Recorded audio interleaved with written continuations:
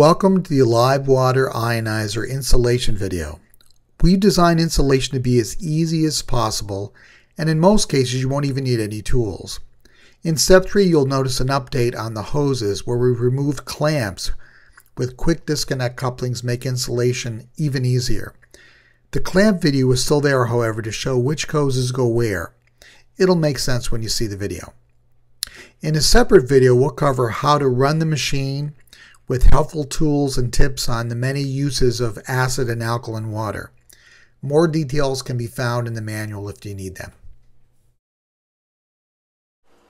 When you first get your live water ionizer, it doesn't come with a filter installed, so we're going to need to do that. It'll come there in your package. You'll see it like this in a little plastic bag.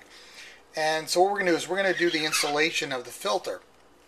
Now the first thing I do is I take the filter, I put it under the tap, and I run water through here for a couple minutes. That's just to remove any excess carbon sediment from the carbon chamber inside. So I've done that. I've filled this up with water. Now I'm going to do is open up the back of the machine. All I do is press here, and then the bottom pops up, and then I lift it out. I unscrew this counterclockwise, the top. Now my filter here, I'm going to put it down inside, push down hard, and it'll snap into place and seal itself. And then I put my top back on, I twist it till it's firmly closed, and then I take the little tab here and put it in a little notch there, leaning it backwards like this until it grabs, and then I snap it in.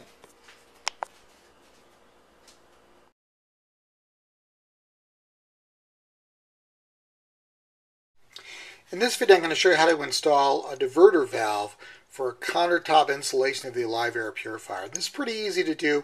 What you're going to need, and in your package you should have gotten a kit like this that has a number of different parts inside.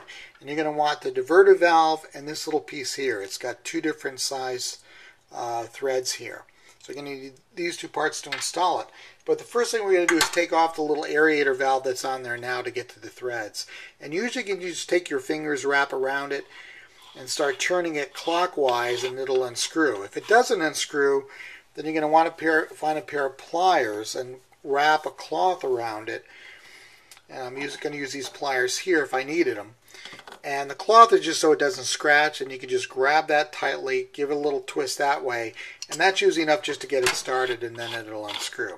So you've taken the aerator valve off. Now we're going to take the diverter valve and this group of threads right here. Now again, this is for the standard American insulation. If you've got an outside threads or one that doesn't have any threads on it at all, in terms of your faucet, there's actually instructions in the manual for that. But this is your basic insulation.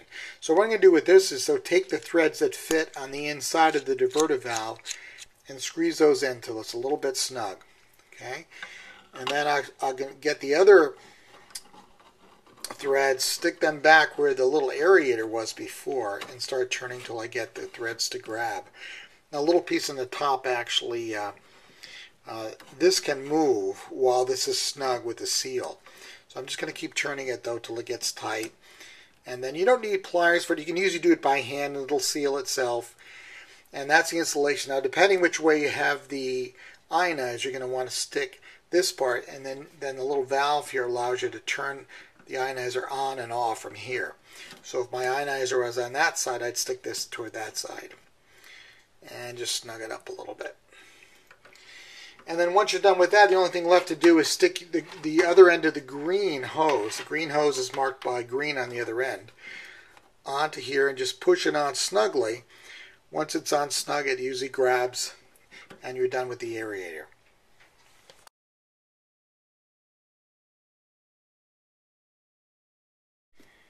Okay, now it's time to attach my two hoses.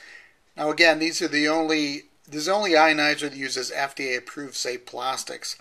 But we've marked the hoses red and green just for the convenience of connecting them. But what we're going to do is turn the machine on its back, lay it down on the counter here, and you can see the two connectors. One says out and the other one says in. Okay, so there are your two connectors. So we're going to take my two hoses, and the first thing I'm going to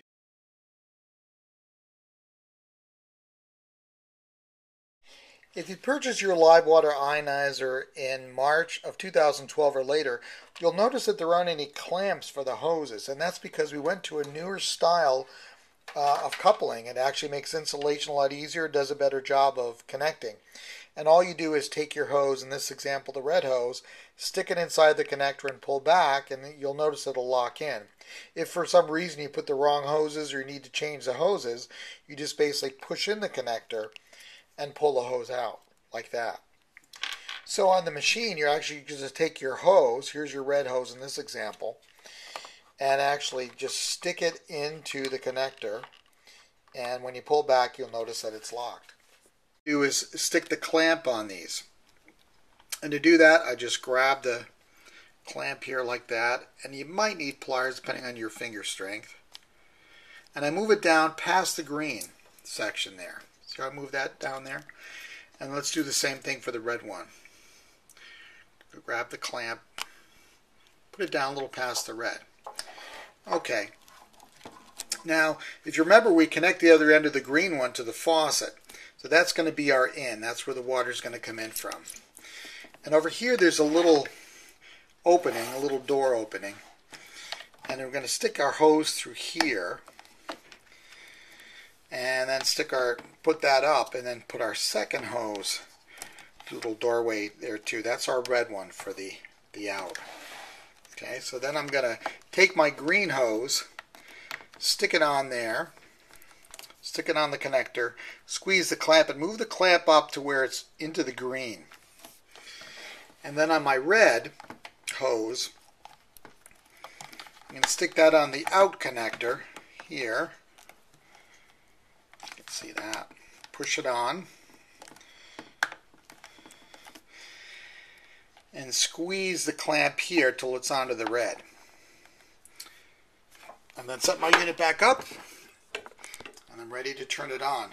Now the other end of the red hose is going to go into your sink. That's going to be your acid water. The only remaining step is to plug in the outlet hose. This is where you're going to get your alkaline water out of. And you just put that into the top here. Turn it clockwise so you get a good seal there. Okay. And then the other thing is just plugging it in the wall.